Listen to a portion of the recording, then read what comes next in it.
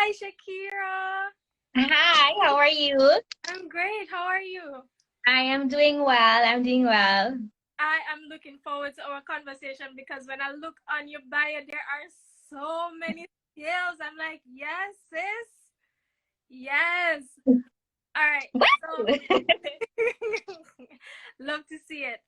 So, you're a personal development speaker, you're a trainer and author, and you're now senior procurement officer at an international Big Four. So congratulations. So you are into thank you. accounting. I love it. I love to see it, and I love that. With so much knowledge, you've also chosen to be a part of Minds of Jamaica, so you can impart some of this brains, this knowledge to our mentees. So I have a few questions, and I know they'll have questions. I can see the love coming out. Love to see it, guys. I have so many questions, and I know we'll be getting questions along the way. So, as much as possible, I'll try to incorporate those. But the first question Okay. is, how are you? I am good. I'm good. I'm blessed. I'm happy to be here. I haven't gone live either for quite some time. And so I'm very excited to be sharing with the minds. And this is a different type of engagement for me because we're going to be talking about career. And that's not something that I normally talk about. So I'm really excited and I'm excited to share. Okay. All right. So, first question is, did you have a mentor on your journey to now, to your career path now? So I love to answer that question. Yes and no.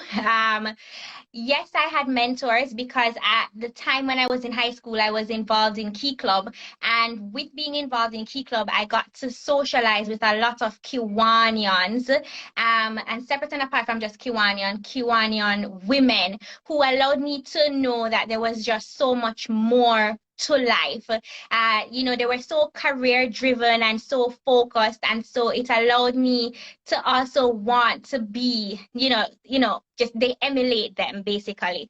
And so I'd say yes, I did have a mentor holistically for a career path, but not exactly for this specific career path. Okay. Well, that's good. Yeah. And I'm Yes. happy that you had a mentor overall because some persons have to fail forward. And I guess with our platform, not I guess, I know that with our platform, that's kind of what we're trying to eliminate as much as we can. Because if we go through it and stumble through it, there's no way that we can just let our experience go to waste. I see a fan club in the comments. Love it. So I love that. And your bio also told us that you are now the president of the Kiwanis, let me just say it right. Kiwanis Club of Young Professionals in St. Andrew. So Yes. shows that yes, you've been dedicated from the start and you have used your mentors from before to just continue to give back. And I love that you're giving. Tell us Thank you. about tell us about your journey. What has that been like? So we know this is what you are now. This is where you are presently.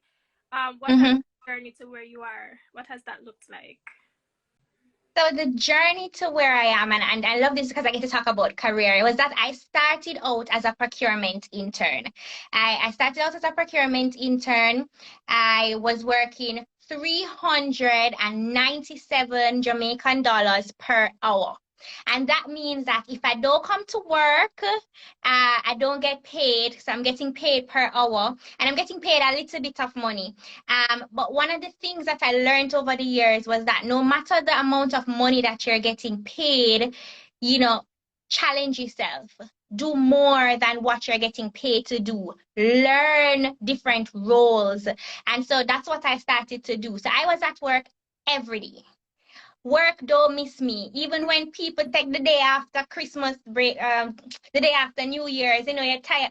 I was at work every day. And so my supervisor realized that she could have counted on me. I was that person that was willing to learn everything. You want help with this? I want to know how to do it. And so when she was leaving, even though I wasn't finished university at the time, because I was working and I was going to school, um, and there were other persons that were there before me. She recommended me for the supervisor position at the time. And even I was younger than a lot of the interns that I was about to supervise, all of those different things. But it goes to show you that once you ensure that you put effort in, that you're passionate about what you do, that you show up and you do more, people are going to realize that. And so that was my, and I love to use the word come up. That was my come up from just being an intern to now supervising what was at the time a team of 4 persons, and it grew to a team of 6 persons. And I'm only 24. So at the time when I was doing that, I was about probably 21. And it was so challenging for me, because one of the greatest challenges that I would have experienced was that when you are younger than other people, they don't want you to tell them what to do, and so that was one of my greatest, challenges, me being so young. But this is the position. I was selected for this position. I sat my interview. I knew the procedures, the procurement policies. And so I was selected for the job. And so it is what it is, and I have to now learn how to maneuver being this young person that has a team that she needs to train, that has a team that she needs to supervise, that has a team that needs to answer to her. And so one of those, it was so challenging. Let me tell you.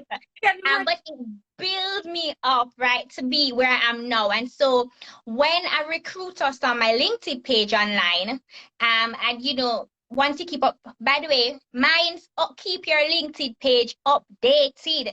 You're right. If you have your job title, make sure you put under your job title the things that you are doing and all of that. And so they reached out to me for a position at this company, and at the time, yes, I felt as if I was at this particular place. I was working at UE, and so I was there for 5 years, 2 years as an intern, 3 years as the supervisor, and I felt like I needed more of a challenge, and that's what I'm up for. I always want to be challenged.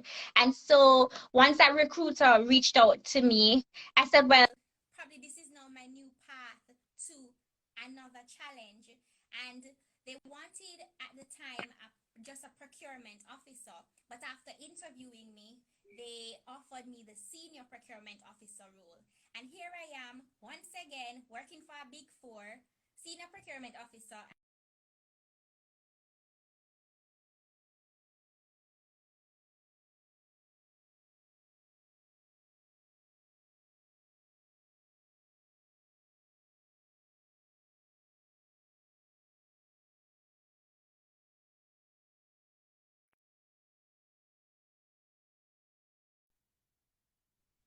Are you there? You're back. Yeah, Okay, the because you audio were went up from frozen. back. Right. So, one of the things that I learned as being a young person was that, no role is too big for you, and just go for it. Just go for it. Put out that effort and just go for it. You can literally achieve anything that you want to achieve despite your age. Love that. I also love that you're dropping gems right now. So first of all, guys, keep your LinkedIn page updated. You never know who's looking at it. And go Never for know. it.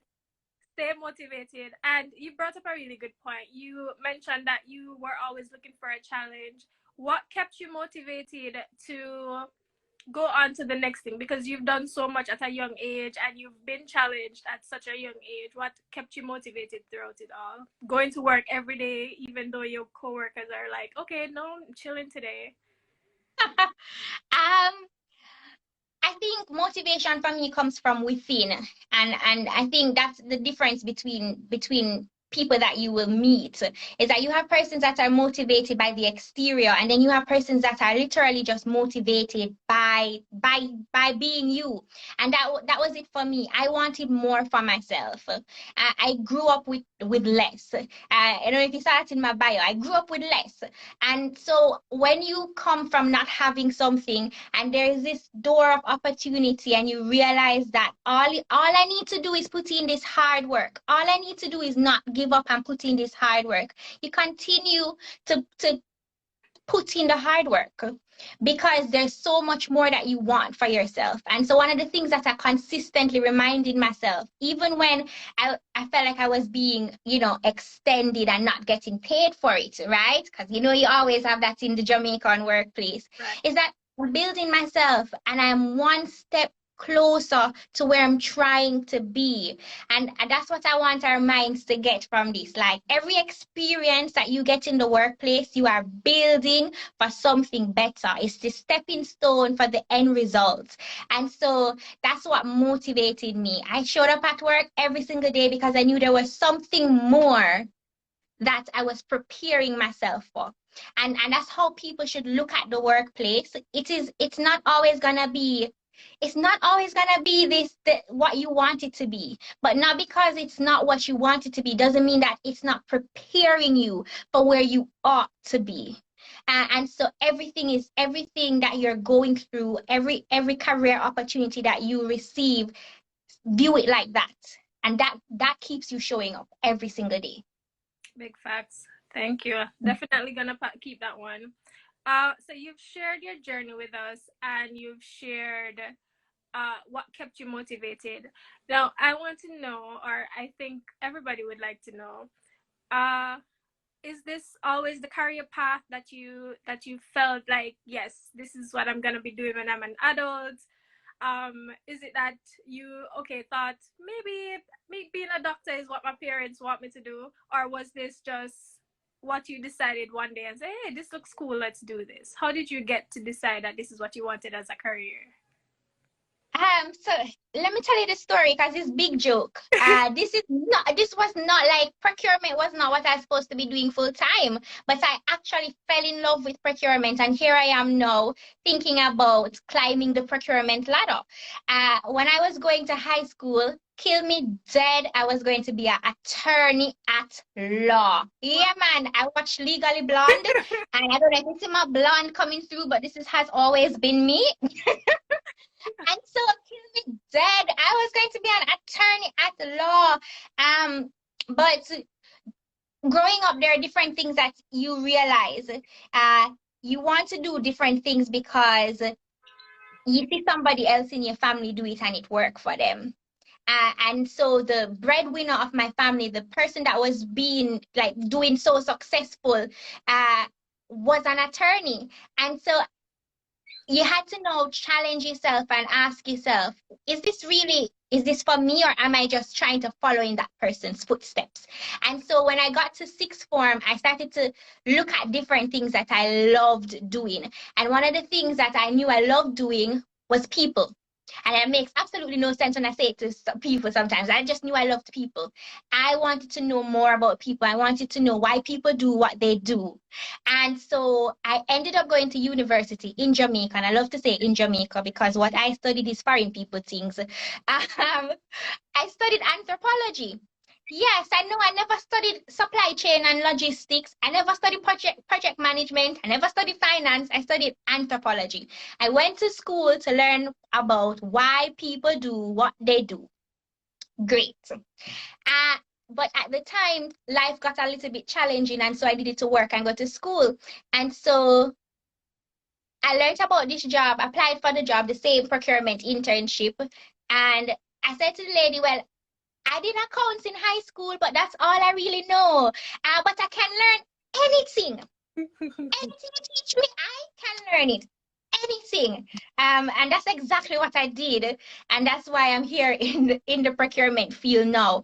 I did use my university degree to go. I worked as a teacher part-time. I taught Caribbean studies at Jamaica College. So I've done a lot of stuff.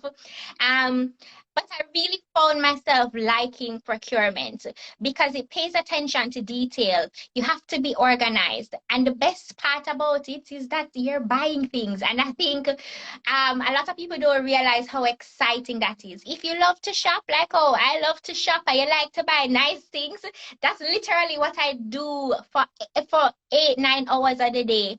I buy things. And buying things gives me the satisfaction because when somebody sees the things that you have purchased for them and the pleasure that it gives to them, it works for me.